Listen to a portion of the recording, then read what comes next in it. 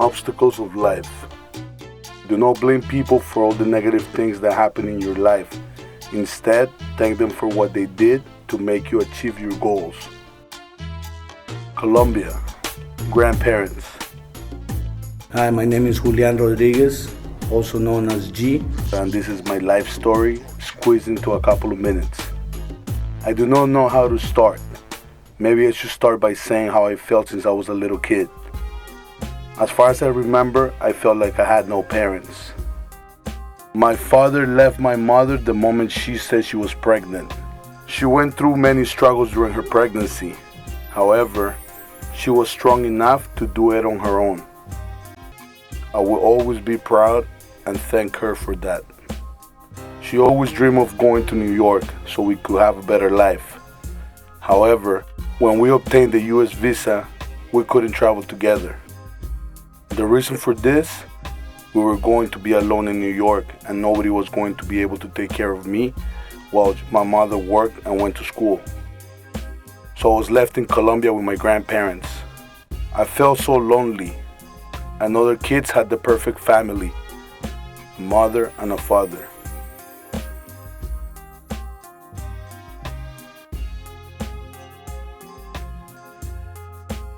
Five years went by and my mother came back to my life.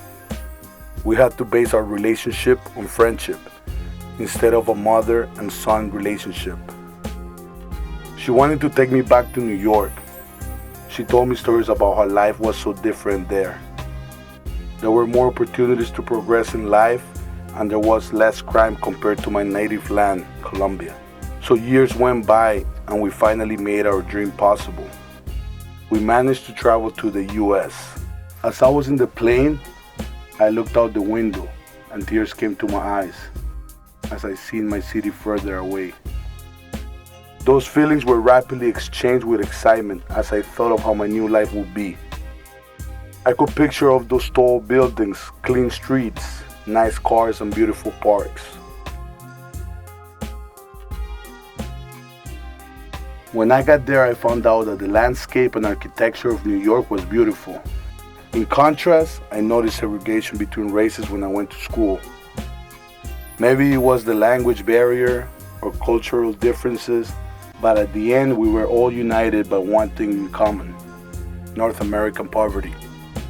My mother and I had no green card, so we had to work low-paying jobs, cleaning restaurants, banks, clubs, anything to get food on the table. And right after work I would go to school. My mother believed that education was the key to success.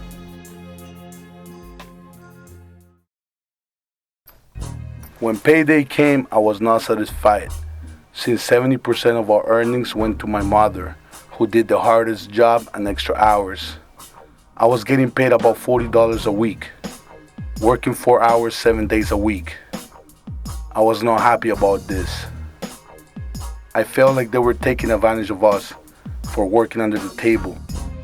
In other words, I did not have a work permit or citizen status.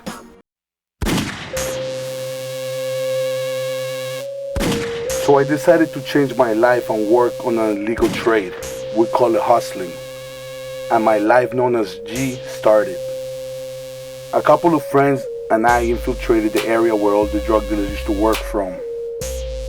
Within a short period of time, I started seeing the results. More money in my pocket, better clothes, new cars, more girls, and more fun. We were balling. However, this couldn't come without drama, and one of my partners started hating on me. He felt he did most of the work and wasn't making the same amount of money, so he did something that made me land in jail. How can somebody I helped do this to me? Is all I kept asking myself in jail. Now, I was part of the judicial system, and I wasn't a judge, a lawyer, or a cop. I was just a number, a criminal in the eyes of society. So I did the only thing you're supposed to do: let time go by and wait for the day I could go back to my family. I realized money and power were not the most important thing in my life. Health, love, and respect for ourselves and our loved ones is far more important and valuable. Part 7, Freedom, Family Reunion. So finally it happened. I was free. I did what I really wanted to do. Go back to my wealth and true happiness. My family. There were mixed emotions. I was mad at myself for taking my family for granted, but the feeling was overcome by joy and love. The look in my kids' eyes was priceless. Hearing them say daddy gave me so much pride and made me feel rich. Now, it was time to heal and love each other, start a new life. However, my past didn't come without a price, and I would get stopped by police on a regular basis. I felt like it was unfair, but I had to admit it. I was part of the system, and in order to change that, I will have to better myself. Change to a more positive attitude. I changed my physical appearance so that police and other people would not judge me. The Human Charter of Rights and Freedom states that every individual is equal before and under the law and has the right to an equal protection and equal benefit of the law without discrimination, and, in particular, without discrimination based on race, national or ethnic origin, color, religion, sex, age, or mental or physical disability. But my reality is that I cannot afford nor cry and complain about discrimination.